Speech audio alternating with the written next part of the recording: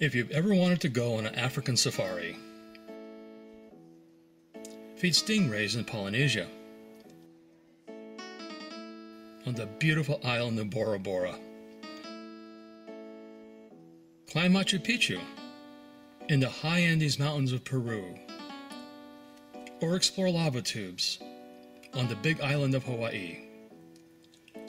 Organizing travel adventures is my wife's passion. But that's not all she's interested in. She also loves archaeology and ancient history. So she organized this trip to Greece to visit some of its oldest and most interesting historic sites.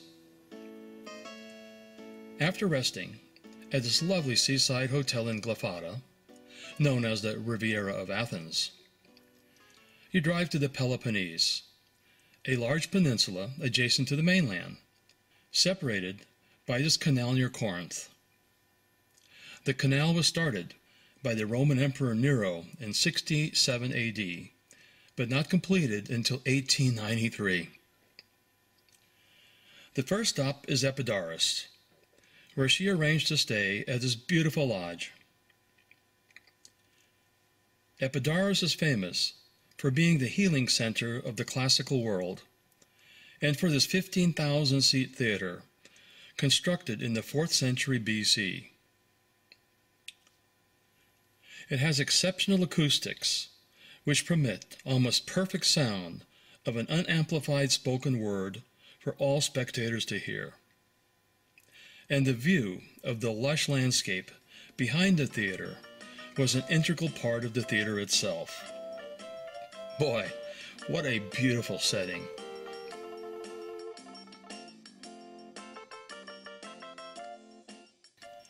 Not far from Epidaurus is the ancient city of Mycenae. What's interesting about Mycenae is that it was once a military city-state which dominated southern Greece between 3600 and 3100 years ago. Entrance to Mycenae is through the Lion Gate, which is the sole surviving piece of Mycenaean giant stone construction. According to Greek mythology, Agamemnon, king of Mycenae, led a 10-year war against the Trojans 3,200 years ago and won due to the Trojan horse deception. Turns out, there was a city of Troy, which was excavated in 1870 by a German archaeologist, Heinrich Schliemann, at the site in Turkey. Northwest of Mycenae is Olympia, site of the original Olympic Games. According to Greek mythology, the Games began over 2,700 years ago and were dedicated to the god Zeus. The original Olympian Zeus statue was 40 feet tall, covered in gold, and one of the 7 wonders of the ancient world. It's an amazing experience to enter the stadium, where games were held once every 4 years, and continued uninterrupted for over 1,000. Even wars were stopped during the games to allow athletes to compete.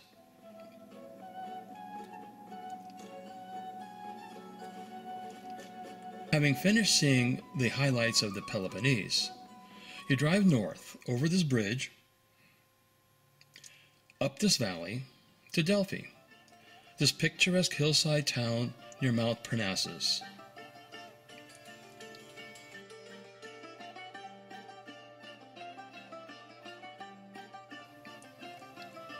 Next to modern Delphi is ancient Delphi, which the Greeks believed to be the center of the world. These are the remains of the temple of Apollo, where the oracle, who was a priestess, would sit and prophesy on all matters, such as wars or public policy. Delphi was also used as a central bank for the Greek city-states, with the most famous being the restored treasury of Athens.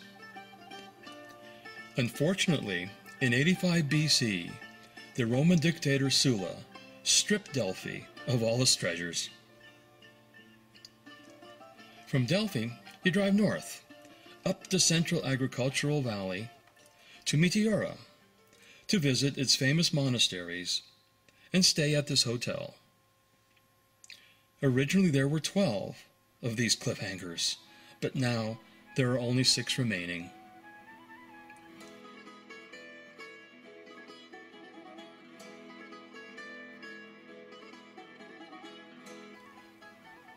Prior to building these monasteries, the monks lived in caves, such as this one.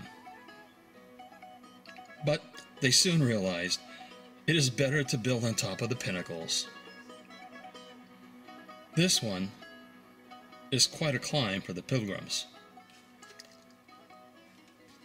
Having survived Meteora, you continue to drive north to Vergina to see the tomb of Philip II of Macedonia, since he is the father of Alexander the Great. This is the entrance to the tomb complex. Here's Philip's tomb, his gold crown, and in this gold box were his remains. Very near Vergina are the ruins of Pella, which Philip replaced as the capital of his kingdom. This is where Alexander the Great was raised. Take a look at these original mosaic floors. Having explored mainland Greece, you fly to the island of Mykonos.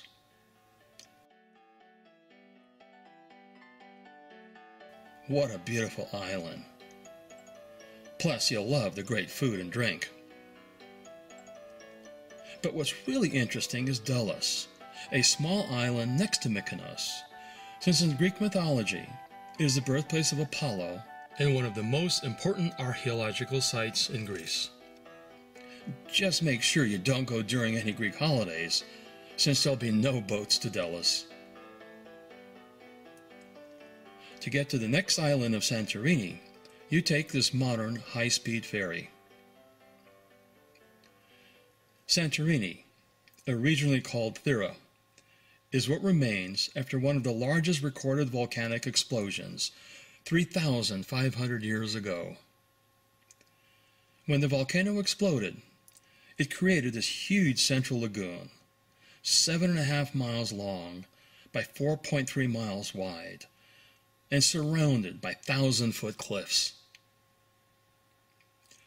The main town is called Thera, which clings to the top of the cliff and overlooks the central lagoon. A popular theory is that Santorini was the source of the myth of the lost city of Atlantis. And for the more adventurous, in addition to walking or riding a burro, you can take the tram down to the harbor. These are some of the preserved ruins of the ancient town, possibly dating to the 4th millennium BC. From Santorini, you take another ferry south to Crete, which is the largest and most populous of all the Greek islands. Crete was the center of the Minoan civilization, which archaeologists believe reached its apex around 3,400 years ago with the Mycenaean invasion of Crete. The most interesting site was at Knossos, the legendary palace completed near the end of the Minoan civilization. It may have looked like this. Some suggest it's the mythical labyrinth due to its elaborate maze-like 1,700-room structure built for King Minos to hold the Minotaur, a creature that was half man and half bull. Speaking of bulls, the Minoans were also known to practice the ritual sport of bull leaping, whereby the leaper would grasp the horns of a charging bull to jerk his neck upwards, then somersault over the bull. Wow, that would be something to see. Lots of work continues to be done to reconstruct Knossos.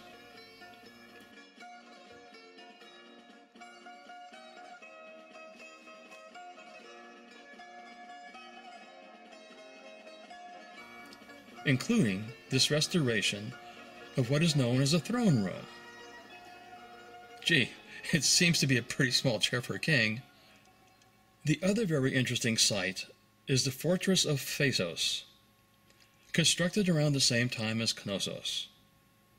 Very little is known about Phasos. It is mentioned in Homer's epic, the Iliad, as participating in the Trojan War. From Crete, you fly back to Athens, where my wife arranged to stay at this hotel, since the room had a perfect view of the Acropolis. The next morning, you go to see the temple of Olympian Zeus. Construction of his colossal temple began in the 6th century BC, but wasn't completed until the 2nd century AD, over 600 years later, by the Roman Emperor Hadrian. The National Archaeological Museum was established in 1829 and is considered to be one of the greatest museums in the world. This is Poseidon from around 600 BC. Or here is a modest Aphrodite with Cupid, god of love, and Pan, famous for his sexual powers. Look at these penetrating eyes of this bronze head, found in the ship which sunk in 240 BC. Remember Heinrich Schliemann, who discovered the city of Troy? He also discovered and excavated the royal tombs at Mycenae. These are some of the gold objects he took.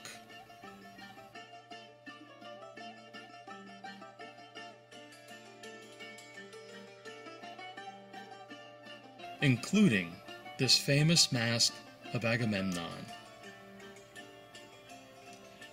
The Acropolis is probably the most visited site in Athens, and one of the 7 wonders of the ancient world. This is how it may have looked originally.